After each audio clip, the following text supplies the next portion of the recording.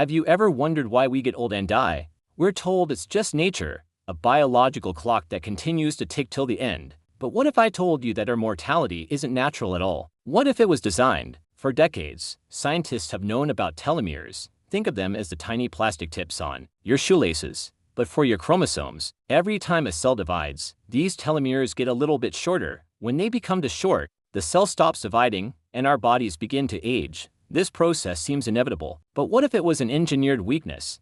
Here's a wild theory. Long ago, humanity might have had the potential for near immortality. Our DNA could have supported endless cell regeneration, allowing us to live for centuries, maybe even millennia. But at some point, a highly advanced group, whether you imagine them as ancient gods, alien overseers, or a secret global elite, decided this was a problem. So, they edited our DNA, they put a cap on our telomeres, deliberately inserting a hard limit on our lifespan. But why would they do this?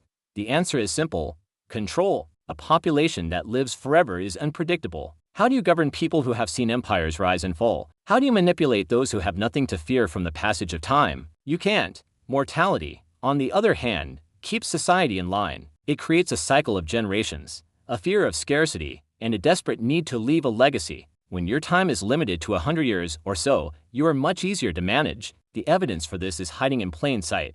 Right inside our own cells, there's an enzyme called telomerase that can actually repair and lengthen telomeres. But here's the catch: in most of our cells, it's switched off. Why would evolution give us the key to cellular immortality, only to lock it away? It feels less like a biological accident and more like a safety switch being flipped. Consider this: genetic engineering is no longer science fiction. We can edit DNA right now. Imagine what a civilization thousands of years ahead of us could have accomplished. Think about the ancient myths from cultures all around the world, stories of gods granting or revoking immortality. Perhaps these aren't just fables. Maybe they are distant, fragmented memories of the original genetic edit, a time when our longevity was stolen from us. And here's the final twist: all those modern biotech companies racing to reverse aging and extend human life, they might not be innovating something new. They could simply be on the verge of rediscovering and unlocking what was ours from the very beginning. They might just be finding the key to the lock that was placed on our DNA all those years ago. What do you think? Was our lifespan hacked? Let me know in the comments. Thanks for watching,